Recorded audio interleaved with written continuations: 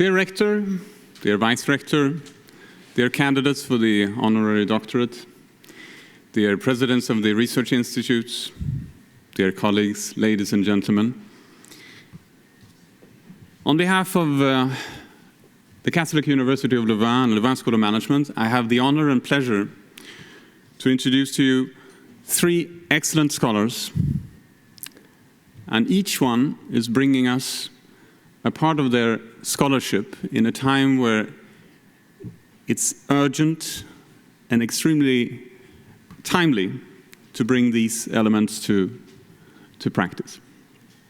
If we accept that management ultimately is about bringing people around accomplishment in a collective manner, so coordinating together for a project, then we understand also fully that management is part of the social sciences in the sense that we have to find some kind of information about 2 elements. First of all, what is the organization we need to have? What is it that we're trying to achieve it together? And the second is, in order to get somebody motivated, we also need to know something about the individual and what brings them to be part of this undertaking. In here, currently, facing numerous social, environmental, economical, technological, and even medical challenges all over the world that will affect each and one of us in many different ways. It will change the way we live, work, in the way we will exercise and communicate. And all of that will lead to changes that we will have to affect, both in our everyday life, but also in the way we work in the workplace. So in order to undertake this kind of study, we need to think differently than just having a mono perspective on management, either from economics or sociology or any other discipline, where we slice and dice the study of the performance into a perspective that may reassure us in the sense that we have a common framework and we have an understanding of what we're doing, but we're still missing to respond to the big questions that we come back to. How can we mobilize to achieve something together? And given the fact that we are facing all these challenges, then the generation that we're now training is, of course, asking us for responses on how to achieve this better. How can we help them to actually achieve something differently? And the scholars we have here, they bring 3 important elements that will help us to do this in the future. First of all, Rodolphe Durand, he's helping us to understand that the organization is not only something that is a constituency of the market, but is also a part with a life and the norm of itself that helps shaping the market. And in doing so, it is not only responding to a market, but it's actually creating and influencing what we get and who will participate in it. And this goes beyond the mere study of the industrial organization, and it goes into sociology and back to microeconomics, and it extends that. So understanding the organization is something that is extremely important. Professor Anapi Egger, she's addressing a very important issue that affects the reason to which almost up to 25% of the workforce is left outside of the market as being fully appreciated for their efforts. The diversity, and especially the gender inequality. How come that we in enterprises, in the organization where we try to achieve this, how come that we're not mobilizing all to the common objective, and that we don't have the retribution and the allocation of task in a rational manner? So Professor Anapi Egger, she's addressing that by looking at the reason for which this irrational allocation of tasks and retribution is occurring, and she explains that by the myths, among other things, that we establish among decision-making units in order to defend positions that we may have achieved in other ways. And she also provides solutions for how this can be changed in the future, and she shows examples of how in doing that.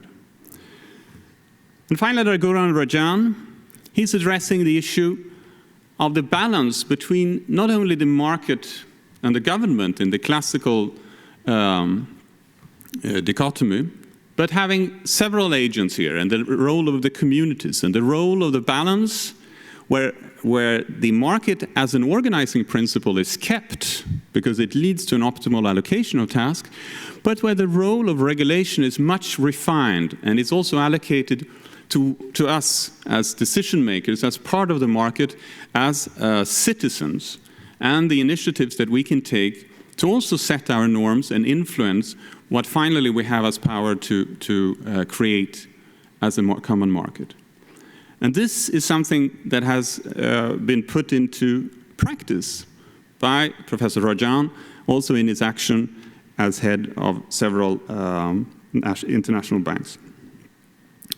So with this, then I would like to just underline 3 common traits of these excellent scholars. First of all, the work that they have done and the work that they continue to share with us has the distinction of being multidisciplinary.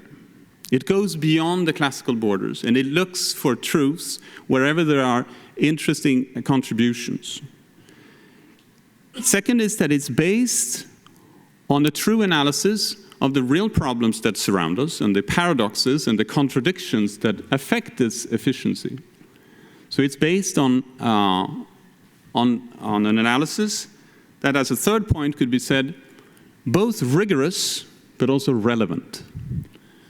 And the last point is extremely important, of course, for us, that will contribute to teach our students in this field that we always have to in mind the relevance of what we're doing. Our 3 candidates will join a group of honorary doctorates from this university that included, in 2010, Esther Duflo, and before that I can mention Joseph Stiglitz, Amartya Sen, Robert Orman, Paul Samuelson, Franco Modigliani. And this group here, as you've all understood, they also got the Nobel Prize. So without any pressure, I mentioned that the median time between the obtention of the honorary doctorate from this university and the obtention of a Nobel Prize was 9 years. So with this, I give now the word to Professor Régis Corderoy, who will present our first candidate, Professor Rodolphe Durand. Thank you very much.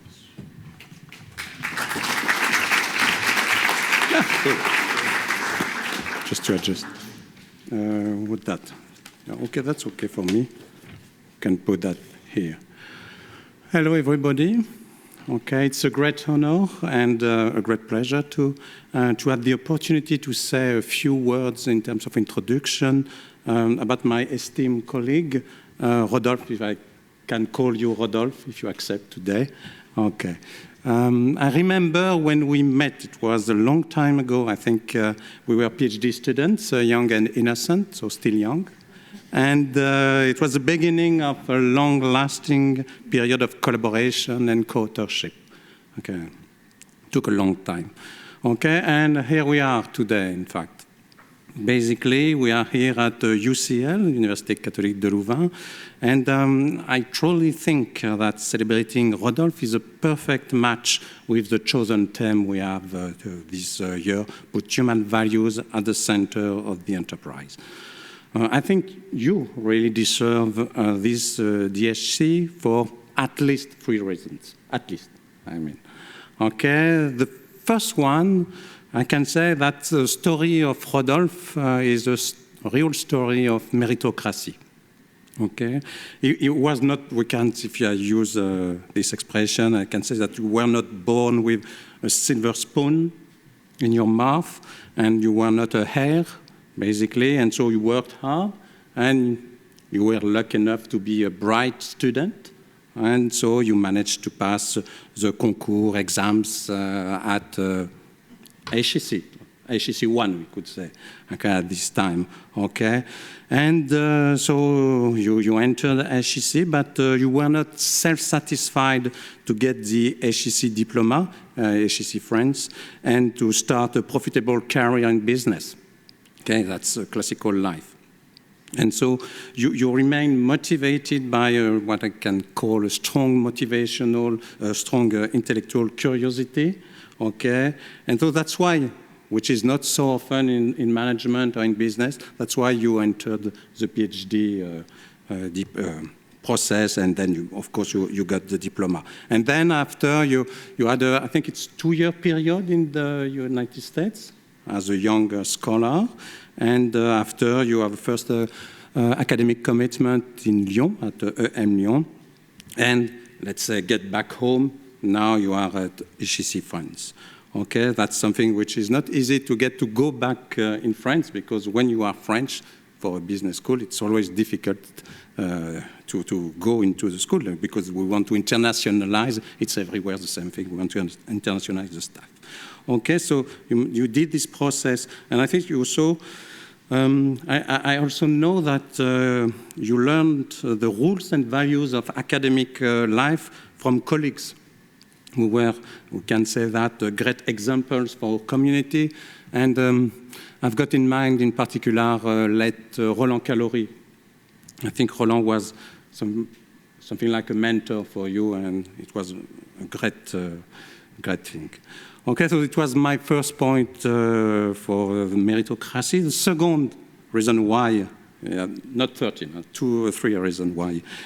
So the second reason why you deserve this DHC, that's, of course, the intellectual contribution. We discussed that yesterday, that the intellectual contribution you brought, and you are still bringing in our community. And I can say in a word or a few words, it's to make management, you contribute to make management an applied science. And when I say that, I say, of course, applied, it's part of our job, but also science. And sometimes people in other fields, they forget that in management we do applied science, and not just a practical thing. Okay, so it was something, a great contribution in your research, and you are continuously contributed to the development of theoretical frameworks that many people now use, and which are vital, in fact, to pave the way for the academic legitimacy of management. Management is a very recent field, in fact, and so we need this intellectual contribution to be legitimate. That's something very important, and because management is one social science among others, like economics, sociology, or psychology. Okay, so yesterday, and I know that I have to speed up, we discussed ergology as an example of your intellectual contribution. And the third reason why, in fact, it's that, we discussed that yesterday, you managed to create and foster a strong and vivid research community. And so you are a senior researcher, are internationally established and recognized, and nevertheless, it's not yet a source of self-satisfaction for you. It's not, let's say, enough. So for some years, you have launched and developed a very impressive research center, the SNO, Society and Organizations Center, which is a powerful network with dozens of active members, and from PhD students to senior scholars. So, and again, to go back with what you said, Per, it's also an interdisciplinary center, which is something very important. Okay, so very quickly, I can remind the key challenges of the SNO, which are 4. Addressing the challenges of the 21st century capitalism, building inclusive business models, tackling the ecological transition, developing a purposeful leadership. It's a big deal, isn't it? So for many people, for other people, my gut reaction would be, it's a quest worthy of Don Quixote. It's kind of Don Quixote. But today I can say that, in fact, we need people like you to cross the mountains.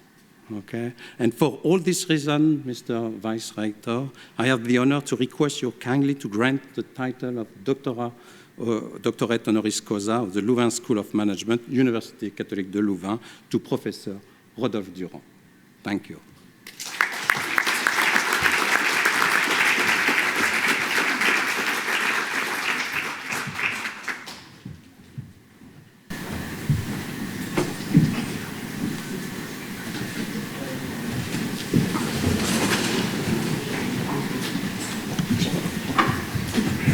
Attendu que M.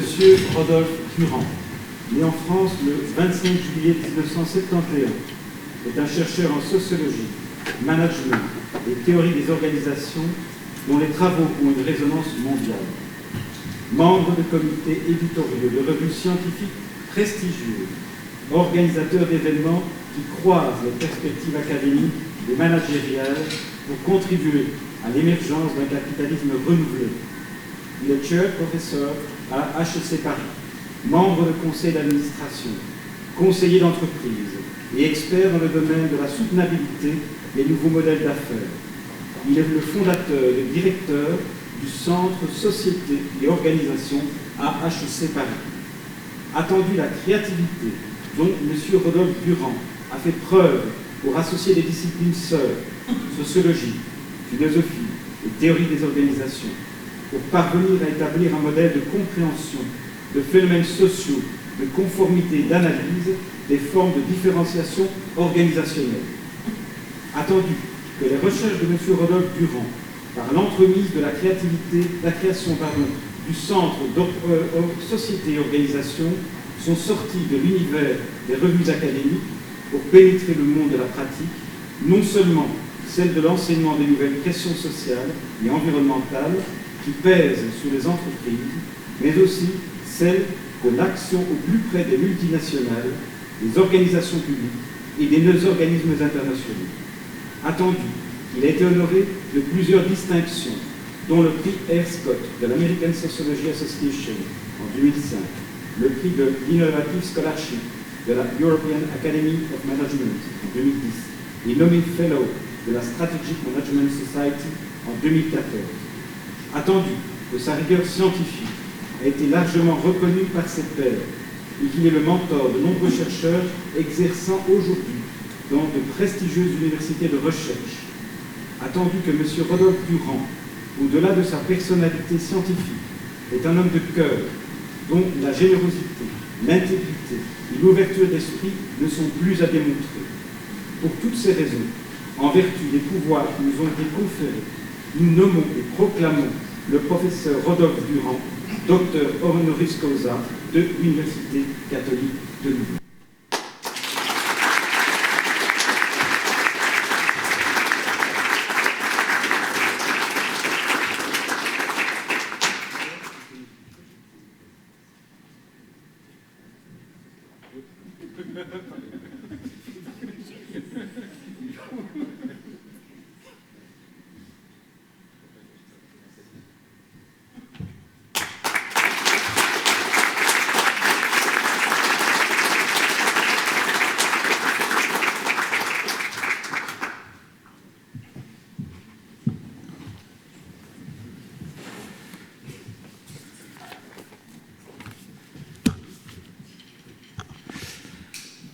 Wow, it's kind of emotional. I was not expecting this so much. So thank you very much, Vice Rector. Thank you, all professors and colleagues, for being here. Thank you, the audience. I have, as Régis, a short text that have 3 points. I've heard that UC Louvain will celebrate soon its 600th anniversary. In a few years, actually. And as this has been said, I'm a kind of a European scholar. I try to bring different disciplines together, universalist spirit. And I have graduated from La Sorbonne as well. And through the SNO Center, I have deep ties with University of Bologna. And as you know, these universities are the longest lived universities, and Louvain is not far after that. And so for me, as universities are the backbone of society, as they are basically shaping the future of society through the students that we educate. And as a university professor myself and a European scholar, I'm really honored to receive this honorary doctorate from Université Catholique de Louvain, one of the most prestigious institutions in the academic field. So as a trained philosopher, sociologist, and specialist of organizations, I often sometimes portray myself as an orgologist, as we were saying yesterday, so which is a term that does not really exist, but which means simply a scientist working on organizations. I advocate very often that a reason and scientific study of organizations explain why the meaning in our society is actually shaped, created, embodied by the organization, and why they provide meaning to each of us. I think that the older sciences like economics or sociology provide excellent frameworks to understand macro phenomena, but that the analysis and study of the survival of the organization, what they can create in markets, categories, for instance, of products, explain also why we relate to them and why the world around us makes sense or does not make sense. And therefore, as a management specialist or as a scientist in organization, I'm extremely grateful to receive this honorary doctorate from UCL. And then as a man, I have been the student of many, Roland Callery being one of them, one of my mentors, who passed away now in 2002, so it's a long time ago, but his influence is still very, very strong. And as years pass, I've begun to be myself kind of the master of some. But what matters the most in this relationship, I think, is love and friendship. And over the years, I've met and known many people here at the University of Catholique de Louvain and the Lourim Center that I would like just to recognize here. Régis being the first one, Guilhem, Flore, Franck, Alain, and many others. And so I'd like to express my friendship and deep respect for the honor that also you guys have made to me today. Therefore, also, hence, as a man, on behalf of friendship, I'm gratified to receive this honorary doctorate from UCL. Thank you.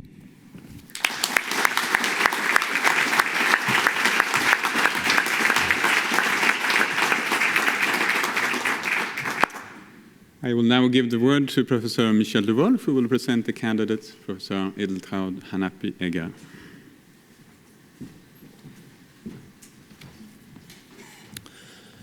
Dear Rector Edeltraud Hanapi-Egger, yesterday you gave a memorable conference in front of more than 300 students with this clear title and message, enhancing the place of women in company boards and management. You came with facts and figures, showing notably that quotas do favor change. And starting from a question by Dean Peragrel, you clearly answered that quota do not contradict qualifications, but facilitate more diversified qualifications. Gender diversity is desirable for economical, managerial, and ethical reasons. Especially in a school like the Louvain School of Management, we have to prepare male and female students to fight not only against discrimination, but also, as you have stressed, against stereotyping. We should better help female students to fix themselves, but above all, help female and male students to fix the system, including by teaching appropriate organizational culture, possibly based on an anti-categorical approach. This is the first reason why I ask you, Mr. Vice Rector, representing the Rector of our university, to promote Professor Edeltraud Anapi Egger as Doctor Honoris Causa of LSM. Mais, chère rectrice Edeltraud Anapi Egger, je passe au français, car l'anglais ne connaît pas de féminin à recteur.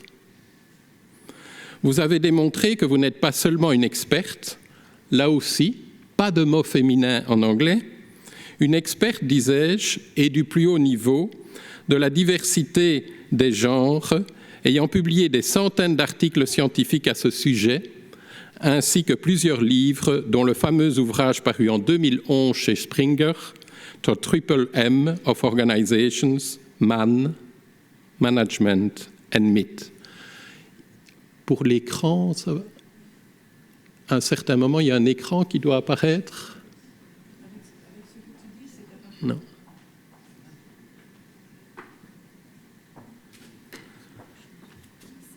La traduction. Ah, d'accord. Vous êtes aussi une pionnière, ne lisez pas encore ce qui est sur l'écran. Vous êtes... C'est pour plus tard. Vous êtes aussi une pionnière, c'est pas la même chose que ce que je dis. It's not the same as what I am saying that is on the screen, so please wait. Vous êtes aussi une pionnière dans la mise en pratique des opportunités égales dans le monde académique. Vous êtes devenue la première femme dans l'histoire de votre institution, la Wirtschaftsuniversität de Vienne, à y exercer la plus haute responsabilité. Et à cet égard, permettez-moi, monsieur le vice-recteur de l'UC Louvain, de rappeler que si pendant les 547 premières années de notre université, la fonction de recteur était réservée à un homme, puisqu'il s'agissait normalement d'un prêtre, il n'en va plus de même depuis 1986.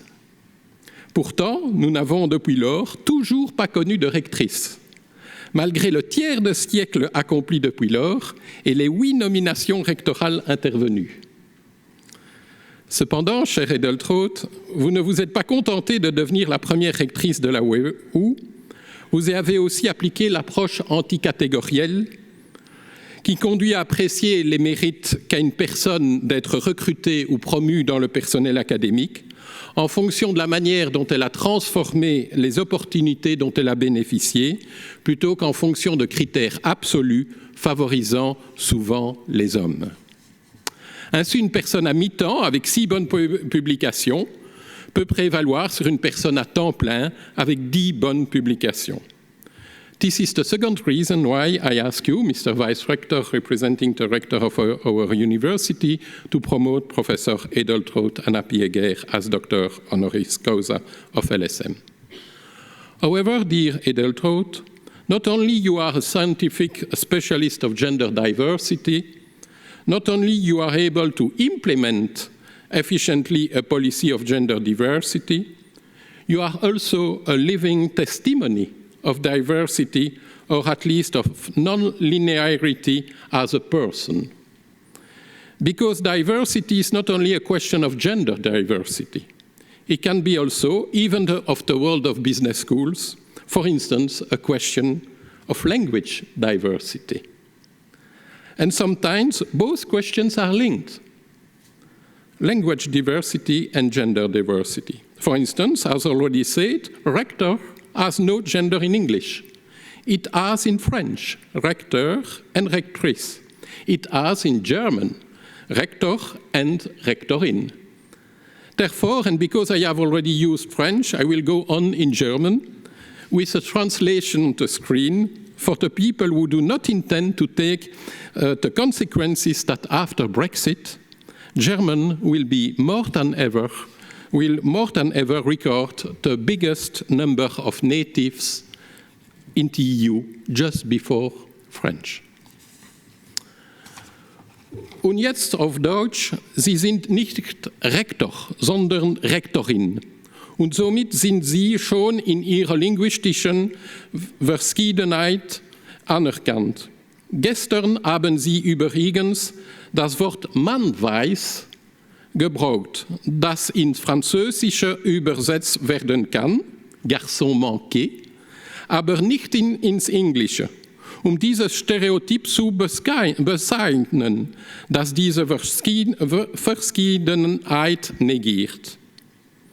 Ihre Verschiedenheit haben Sie auch dann gesagt, als Sie als Bahnarbeiterstochter vom Lande zur Rektorin der EU aufgestiegen sind. Ihre Verschiedenheit wurde gleichfalls sichtbar, als Sie selbst an der Technischen Universität von Wien studiert haben, wobei diese Schule für Ingenieure wie überall anders sehr wenig Studentinnen selten.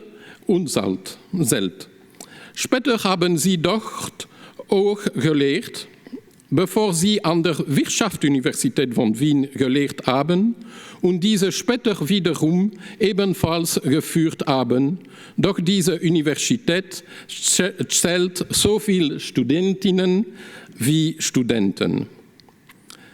Währenddessen ist Ihre Welt der Informatikwissenschaft zu dem geworden, wie wir sie heute kennen. Ihre Verschiedenheit haben Sie weiterhin deutlich gemacht, indem Sie Griechisch studiert haben. Einen Mann finnischen Ursprungs geheiratet haben, der heute hier anwesend ist, Professor Gerhard Anapi. Ja, da. Auch Ardi genannt. Und ihren Sohn den griechischen Vornamen Xenon gegeben haben. Ihre Verschiedenheit tritt auch besonders zutage, wenn Sie weiter nicht nur auf Englisch, sondern auch auf Deutsch veröffentlichen. Und was noch hinzugefügt werden sollte, ist, dass die Gewerkschaftsführerin und Professorin die Arbeitgeberin geworden ist von Tausenden Forschern, Lehrenden und anderen Mitarbeitern. For all these reasons, your expertise in gender diversity science, your managerial skills to apply a clever gender diversity policy within OEU, and your personal testimony for other aspects of diversity in a globalized world, the Louvain School of Management has asked UC Louvain to promote you as Doctor Honoris Causa. Mr. Vice Rector, may I ask you to deliver Professor Edeltraud Anapi Egger her diploma.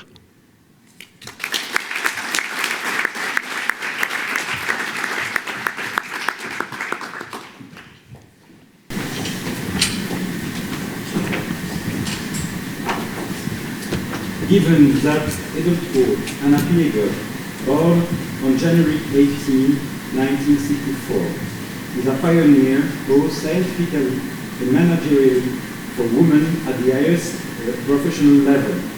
Holder of a doctorate in computer science from Wirtschaftsuniversität Wien, and after studying in Canada, Norway, and in Sweden, she became the first woman to hold the chair Gender and Diversity in Organizations at the BU after sabbatical research at the London School of Economics, after having held a Jean Monnet Chair in Gender Inequalities and Classism in Europe, after having welcomed as a visiting professor at the Desulted Faculty of Management at McGill University, she currently serves as president of the BU.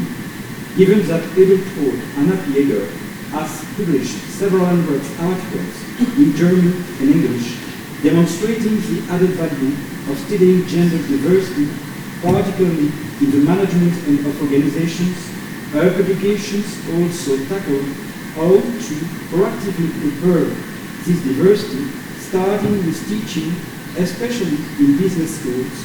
We can also mention her book, published by Springer in 2011, The Triple M Organizations, Men, Management, and Health, given that Edeltraud Anna Pieger, in addition to her scientific career, has turned theory into practice by becoming the first woman to lead at the highest level the Wirtschaft Universität Wien, given that Edeltraud Anna Pieger can inspire the Louvain School of Management to further develop its teaching and practice, the values that she embodies.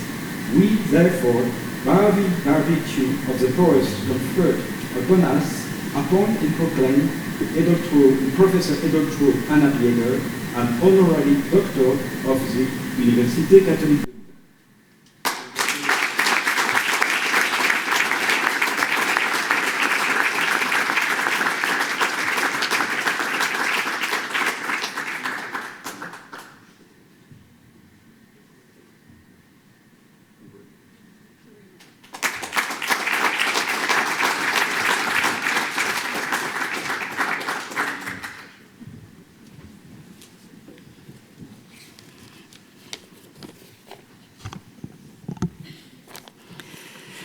Dear esteemed representatives of UC Louvain and of the Louvain Management School, dear colleagues and dear honorable guests.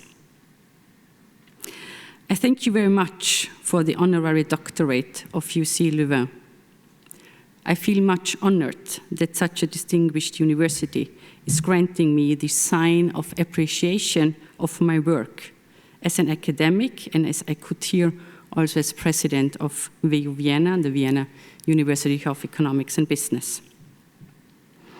So far, I was a representative of my university on the other side of honorary doctorate ceremonies. Therefore, I know proposals for granting academic awards normally cause a lot of internal discussion, such as who is the proposed fellow? What about his or her track record? About his or her academic integrity, personality? And are we sure that we do not once regret? I can imagine that you had the same discussion. And the reason why I stand today on this side of the ceremony is that you must have come to a positive conclusion. To receive the honorary doctorate proposed by the Louvain School of Management has surprised me, to be frank. Why? My career is definitely not a norm biography in terms of research focus. As you heard, from my training background, I am a computer scientist, and I worked for many years on what was called at that time social shaping of technology, which was studying the mutual impact of technology and organizations. As a designer of workflow management systems, I did a lot of organization studies, where I could observe gender-specific phenomena, and I became interested in how to avoid a gender bias in technological systems. My publication record in the field of gender and technology led to a full professorship for gender and diversity in organizations at the Department Management at WU Vienna. From 2002 on, I was focusing more on gender and diversity management in organizations. I would call my career as straightforward in terms of academic steps, such as completing the computer science diploma in the minimum study time, completing my PhD studies in 3 years, becoming assistant professor, then associate professor, holding international guest professorships, and finally, in the age of 38, becoming full professor. I could say this was a rather male-connoted career. I broke the glass ceiling in academia and was not part of the so-called leaky pipeline that describes the fact that the higher the academic career level, the fewer women we meet. But my career is definitely rather uncommon in terms of moving from computer science to organization studies with a special focus on gender and diversity issues. I experienced that crossing disciplines is not always appreciated by the scientific community.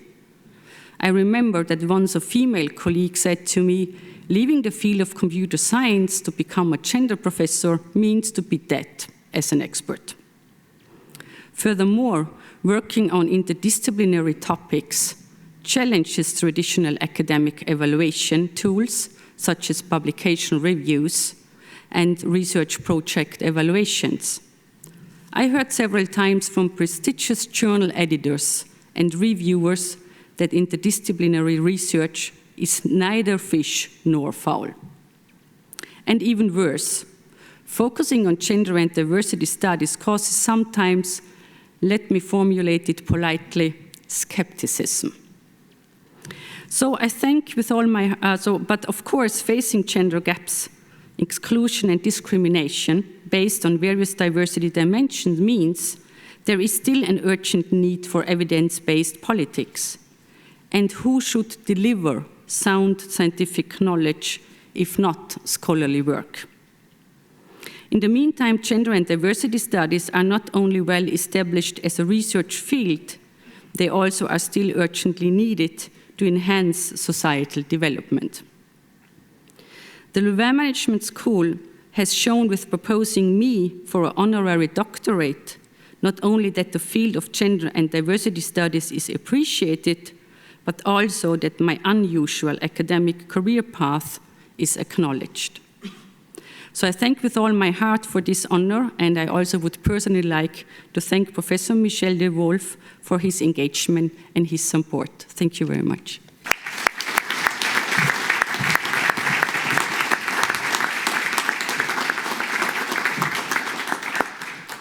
So I will now give the word to Professor Leonardo Yanya to present the candidate Rajuja Rajan.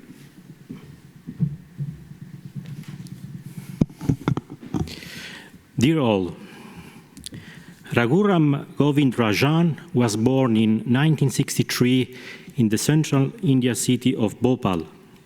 He spent most of his youth away from India, specifically in Indonesia, Sri Lanka, and Belgium.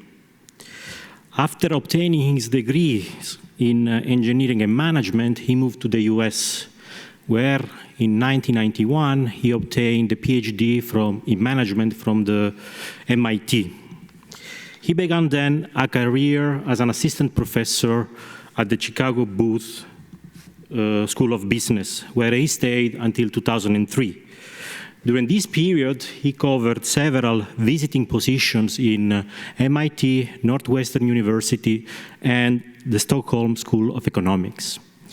In order to gauge the relevance of Raghu's work in this period, I would like to borrow an anecdote from one of his colleagues and co-authors, Professor Diamond.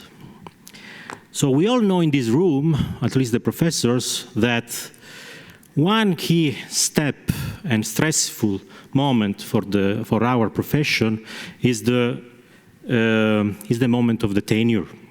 And this is particularly true for top schools like the Chicago Booth of Business, because only a few get a tenure there. So the tenure clock for Raghu ticked in 1994, when he applied to become associate professor at that school. But he didn't get this grade. In fact, the commission had carefully read his work and has concluded that his contributions were so vast and profound that in fact he had material for 2 tenures, not 1. So he was promoted directly to full professor. And this was something that is unprecedented, somehow unprecedented in this school. In 2003, Raghu's career was at a turning point. He won the inaugural Fisher Black Prize awarded by the American Finance Association, the top finance association in the world. The prize is modeled along the line of the field medals in mathematics, and it is awarded biannually to recognize the outstanding contribution of top fields scholar in finance aged under 40.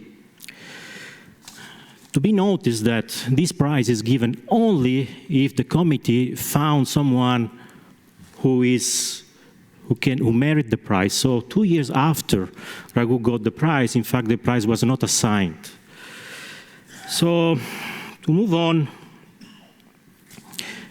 in 2003, Raghu became also the research director of the International Monetary Fund.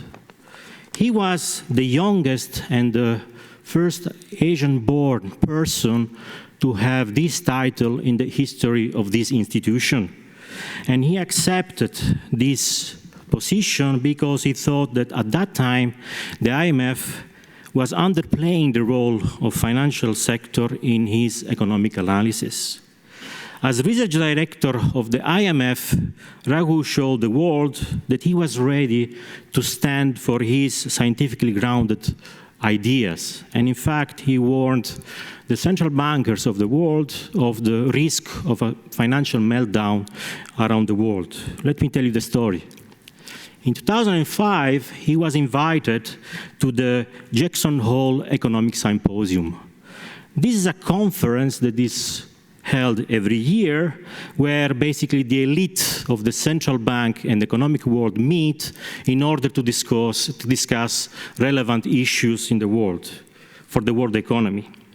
The meeting in 2005 was particularly important because it coincided with the end of the mandate of Alan Greenspan, who was the head of the Federal Reserve of the United States for around 20 years.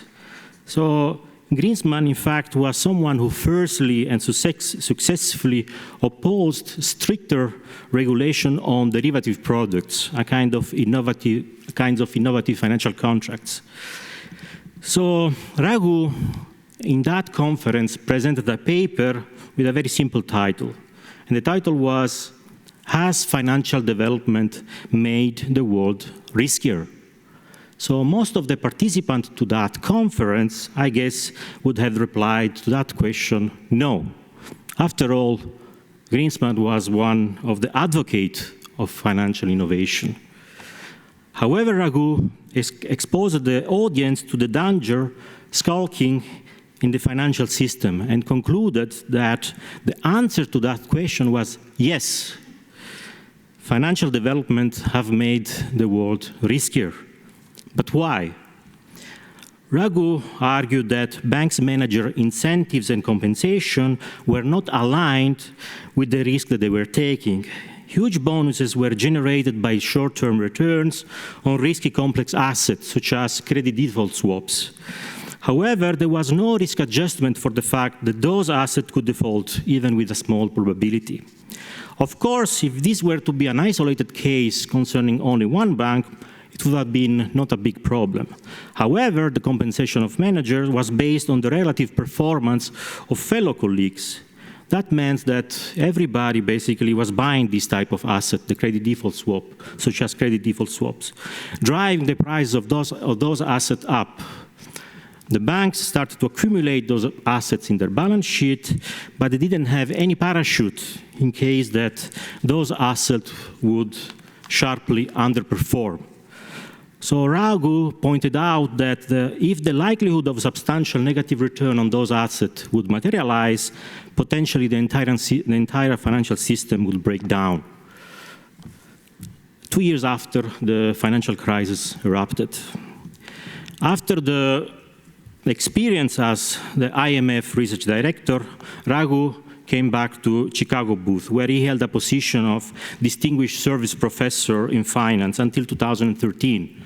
This was the time when he started to help out his country, and he served the country as chairman of the high-level commission in the financial sector reform, economic advisor to the prime ministry, and chief economic advisor of the finance ministry. Furthermore, he served as the elected president of the American Finance Association.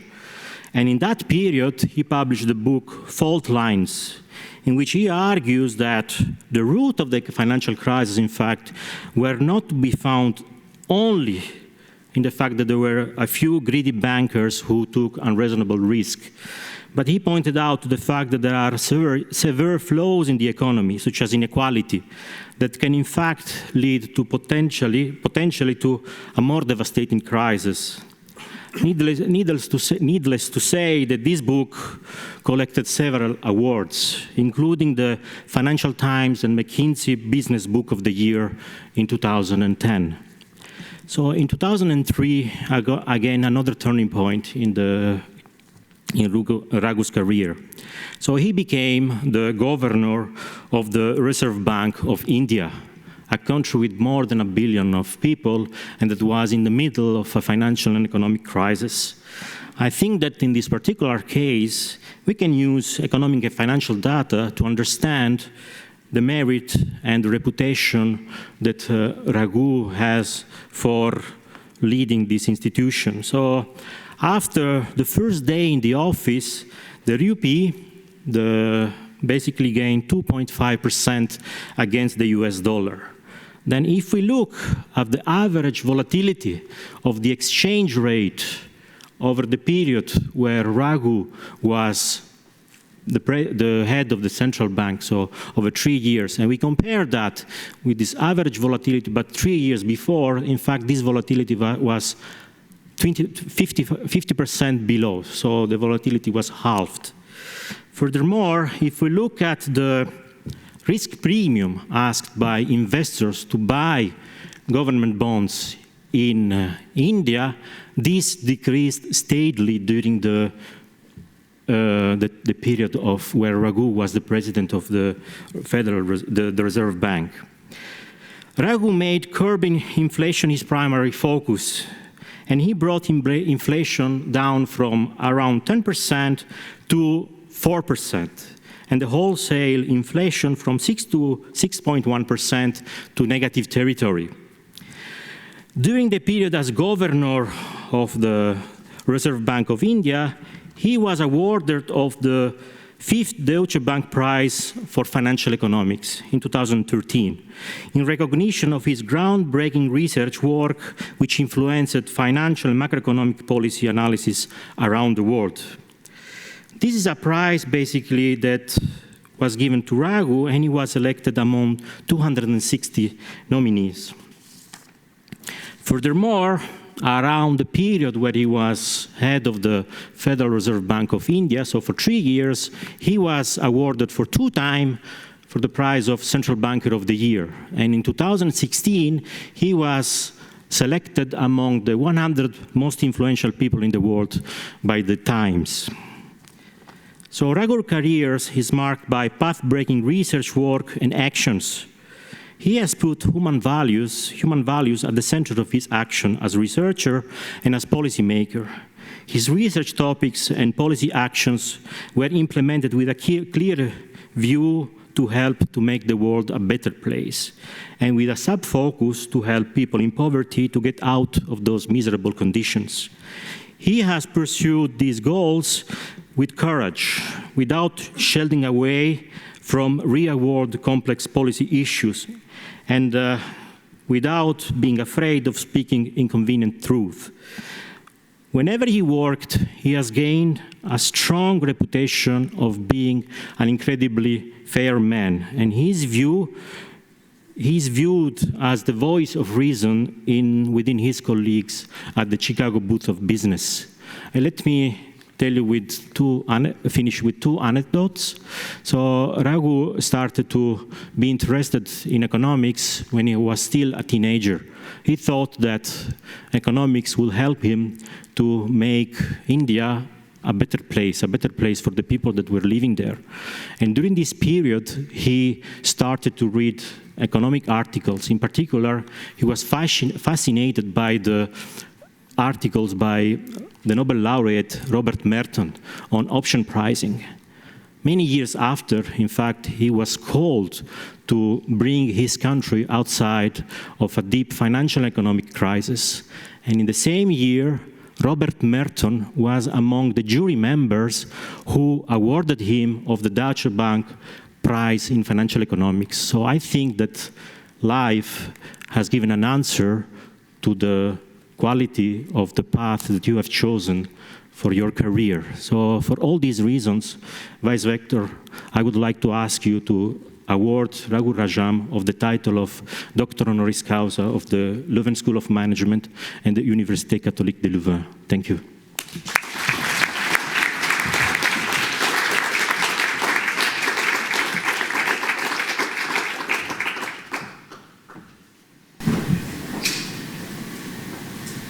Given that Raghuram Govind Rajan holds a Master in Business Administration degree from the Indian Institute of Management, obtained in 1987, and a doctoral degree in economics from the Massachusetts Institute of Technology, obtained in 1991. Given that he has been a professor at the University of Chicago, where he now the Catherine Dussac Miller Distinguished Service Professor of Finance, visiting professor at the MIT, Northwestern University, and Stockholm School of Economics.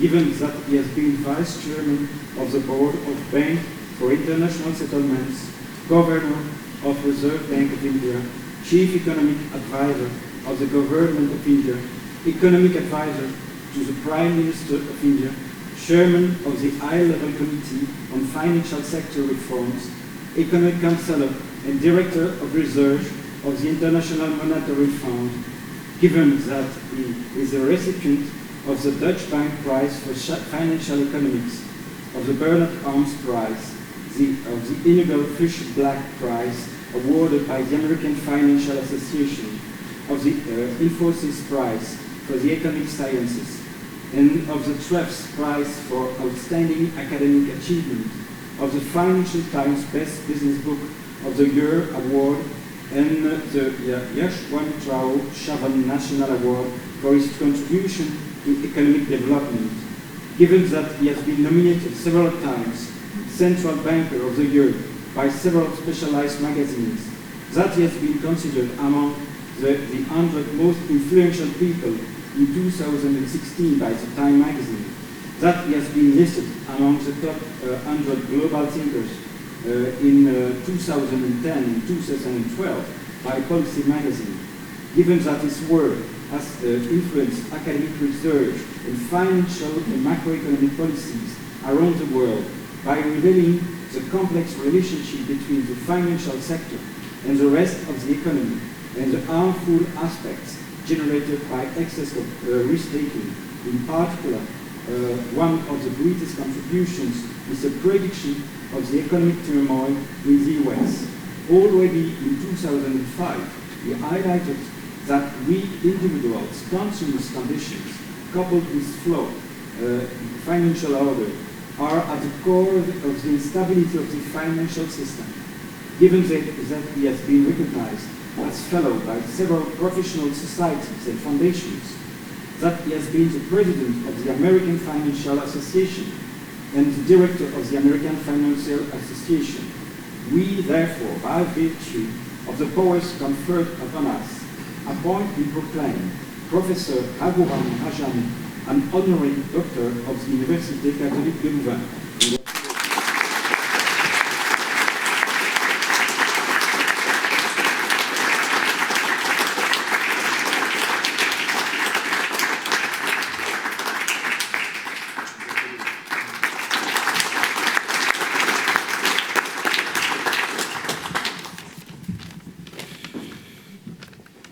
Thank you very much. I very much appreciate this honor from the Catholic University, and I thank you all for being here.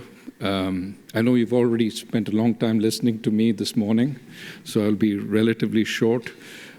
Leonardo, thank you very much for that wonderful citation. I wish my mother was here to hear you. She would be very happy. I also thank you for the opportunity to renew an association with Belgium. It was certainly part of my education, and I have to thank the taxpayers of Belgium because it was free. J'ai étudié dans une école française de 1971 à 1974. C'était une école dans le Val-d'Ucle, l'école Marcel van Emelen. So I studied there. It gave me a solid grounding. And you know, I've become an economist since, and much of my work has been on economic growth and the role finance plays in it, on banking, on corporate finance, on monetary policy, none of which you heard this morning. What I did this morning was really go beyond what I have done research, and of course some of it applies. But really, economics is an applied science, a social science, as we heard. And to some extent, it can't stay in the ivory tower. It has to come out. It has to be applied, sometimes by communication and persuasion, writing for the broader public, and sometimes by actually practicing it, whether it's in management of universities or management of other organizations which do economics. And I want to emphasize that the questions in the real world do not belong within a discipline. The questions are almost surely answered by an interdisciplinary approach. The problem is, for good reason, we all start off in a discipline, and we do research within that discipline. We know more and more about less and less, which is important. That's part of what we do. But it also means when we talk to the public, there are big gaps both in our personal knowledge, because it's gaps that are filled by other disciplines, but also gaps because disciplines themselves don't address questions that lie in the interstitial holes between disciplines. And so we have to go beyond that. We have to go beyond places where assumptions of our models don't fit, where we have to take a stand, sometimes even a speculative stand, go beyond what precisely we can say. And this is where it becomes problematic, because there is a real question of whether you are being an academic or you're being a politician. Because of course, people ask, when you fill the gap in, aren't you biased? Aren't you putting your political views in place? And of course, politics is the art of the possible, and the academic tries to see what is possible within the realm of what he or she knows. You could argue it is politics, but in some sense that is unavoidable. That is inescapable if you are to communicate with the broader public. We exercise politics. We exercise judgment in everything we do, including in our academics, in which assumptions we make, what models we choose, what funding we get from whichever body is determining the funding, and the way we collect data. So there is an element of politics. We try and question it as people from other political persuasions question our academic contribution. So hopefully, in the competition for ideas, that political bias gets diminished and the truth, in a sense, emerges. But it is no escape to say, I focus only on my academics, I'm not political. In some sense, we are always political, and the question is, how political are we really? But I would say that by escaping broader conversations, by not communicating with the public, and by focusing on just the dialogue within academia, we do it a disservice, especially in these times. It is important that, you may say, I don't know everything, and I can't, of course, focus on the areas that you know. But within those areas, stretch beyond what we can absolutely prove to try and make the links, maybe draw the dotted lines. You assume they're straight, but they may actually be curved. We don't know until we do more research. But at the very least, you're not making a big leap of faith. The problem when you leave that area to others, to the people who are not as well-trained or well-studied as us, is it's not just the small dotted lines which are filled in, but the entire landscape is filled in, often by wrong theories, wrong arguments.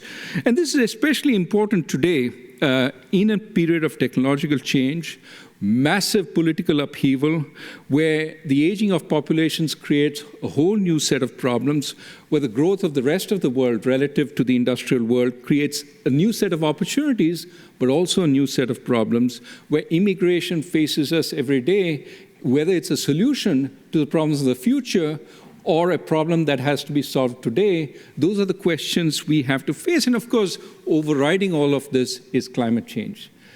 These are big, huge problems.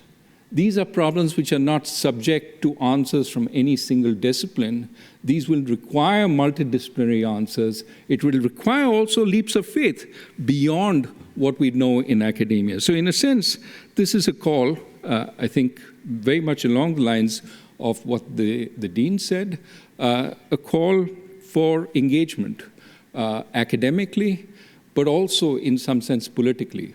And by politics, I don't mean, join a party and so on, but politically in the sense of willing to take a stand in the space of public ideas, go beyond what strictly your theorems and proofs and empirical work can show, to try and offer solutions, because I think solutions offered by people who've studied the problem deeply is far better than people who don't. Thank you very much.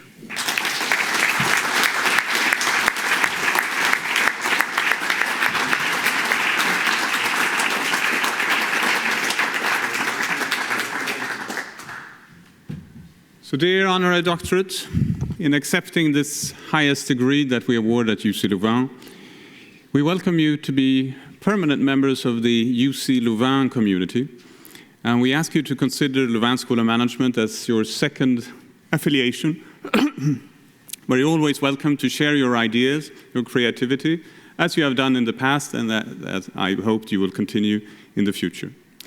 With this, I declare the ceremony closed, and I wish to see all of you at the reception after the ceremony.